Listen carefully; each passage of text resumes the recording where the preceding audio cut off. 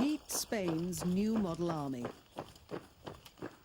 The country's 76,000-strong force has quick-stepped its way into an all-volunteer outfit after just 2 years, a third of the time envisaged.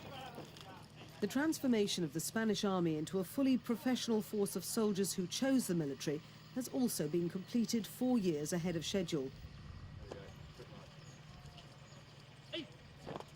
The phasing out of conscription brought to an end a 230-year-old tradition in a country proud of its past, but with a checkered military history, especially in the 20th century.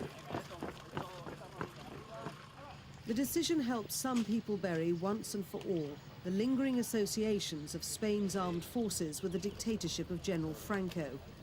He ruled from the devastating civil war of the 1930s until his death in 1975.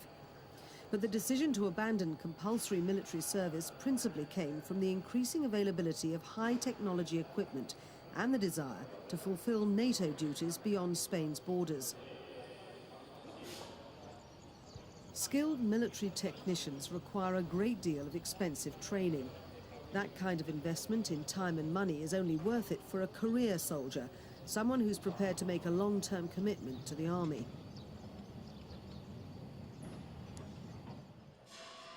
Conscripts don't warrant the same kind of outlay in these days of tightening budgets. But while practical aspects change, pride in past glories remains. The colours of the 74th Anti-Aircraft Regiment have pride of place at its headquarters in the sprawling El Copero base just outside Seville. The regiment can trace its roots back to an artillery unit that fought in the Napoleonic Wars and Spain's battle for independence from France. Today's artillerymen have a different role. Regimental Colonel Juan Esteban Verastegui says professional soldiers must do more than defend Spain.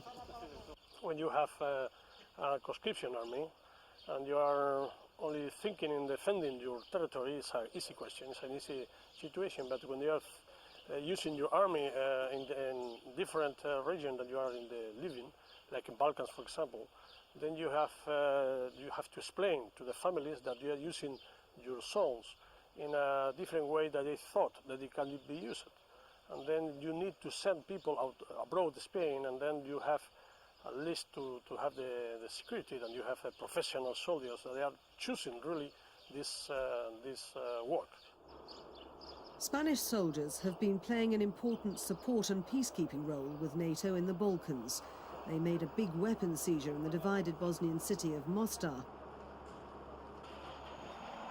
Spain's military helicopters have never been busier, taking part in joint operations from the Balkans to Central Asia. Expertise gained in battlefield conditions in Bosnia is now used in support of the US-led war against terror. Back at El Copero, the Spanish army maintains 14 Super Puma helicopters. At least one of them is kept on standby to assist the civil authorities in case of emergencies.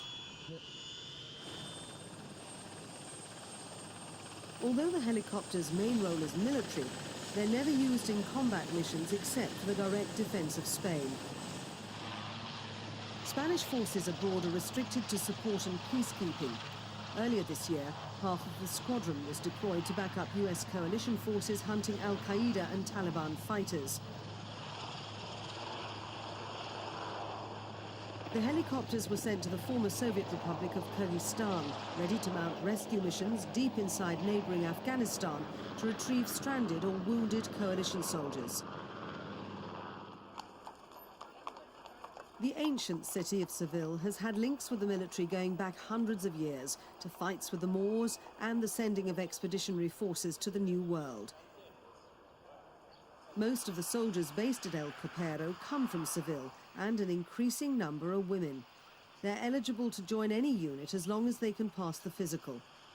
Others, like infantry units, or those that they have very special forces or something like that, they have a very high demanding physical requirements, could be that the females have not place in those units. But we have no limitation. The only limitation, legal limitation we have for them are the physical requirements and their willingness to belong to those forces. But the changeover from conscripts to volunteers has left the army short of recruits, so conditions are being improved. Unpopular jobs like cleaning are now being carried out by civilian contractors. The army acknowledges the increasingly important role of female soldiers. New barracks at El Copero contain a women-only wing, where huge dormitories with long rows of lumpy beds are a thing of the past. A few feminine touches are allowed to intrude upon the neatness demanded by military life.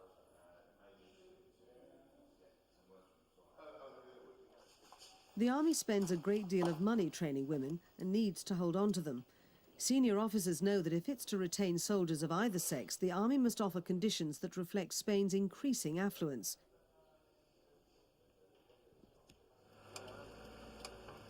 Rosana Falante sees the army as a long-term career. Her current job is driver for Colonel Verastegui. Although she's never been in combat, Rosana says she's prepared to put her life at risk just like her male colleagues. She also says they've never discriminated against her or mistreated her. Very well. Right from the very start, very well. They have helped us with anything that we might need as women.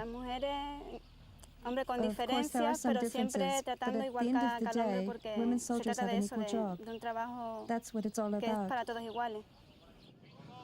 While old-fashioned hardships have been removed from Spain's modern volunteer army, soldiers still have to prove they're fit enough to do the job. They have to show they can achieve a basic level of strength and stamina, which varies depending upon their age and the type of job they do. Those seeking the toughest and most prestigious frontline duties have to prove they have the highest standards. No pain, no gain, as the saying goes, even for professional soldiers in a 21st century high-tech army. Former soldier Manuel Romero Velazquez supports military reforms but regrets the passing of benefits conscription gave him. The youth of today will miss out from the character-building benefits that we got from national service in the 1960s. That's something they're not going to get today. These soldiers were among the last conscripts in the Spanish army.